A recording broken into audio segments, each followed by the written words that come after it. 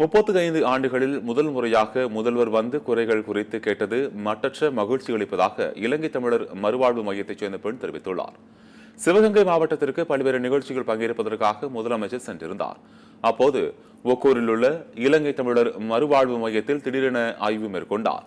முகாமில் இருந்த மக்களை சந்தித்து நிறை குறைகளை கேட்டிருந்த நிலையில் 35 ஆண்டுகளில் முதல் முறையாக முதல்வர் வந்து குறைகள் கேட்டது மட்டற்ற மகிழ்ச்சி அளிப்பதாக ஒக்கூர் இலங்கை தமிழர் மறுவாழ்வு முகமை சேர்ந்தவர்கள் தெரிவித்துள்ளனர்.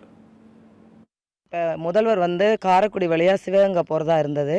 திடீர்னு எங்க முகாமுக்குள்ள வந்துட்டாரு. 35 வருஷத்துல எந்த ஒரு தலைவருமே எங்க முகாமுக்கு வந்ததில்லை. அதாவது முதல்வர் இதுதான் முதல் தடவை வந்திருக்காரு. எங்கள் மக்களுக்கெல்லாம் ரொம்ப சந்தோஷமாக இருந்துச்சு. அவருக்கு எங்களோட நன்றியை தெரிவித்துக் கொள்கிறோம். வந்து எங்கள் கிட்டேயே நின்று என்னென்ன குறைகள் உங்களுக்குன்னு சொல்லி கேட்டார். எல்லாரும் மனு கொடுத்துருக்காங்க. நிறைய குறைகள் வந்து எங்களுக்கு இருக்குன்னு சொல்லியிருக்காங்க. எங்களுக்கு குடியுரிமை கொஞ்சம் கொடுத்தா இன்னும் எங்களுக்கு அதாவது நல்லா இருக்கும் அப்படின்றது எல்லாரோட கருத்துமே. எல்லா முகாம்கள்லையுமே குடியுரிமை கேட்குறாங்க.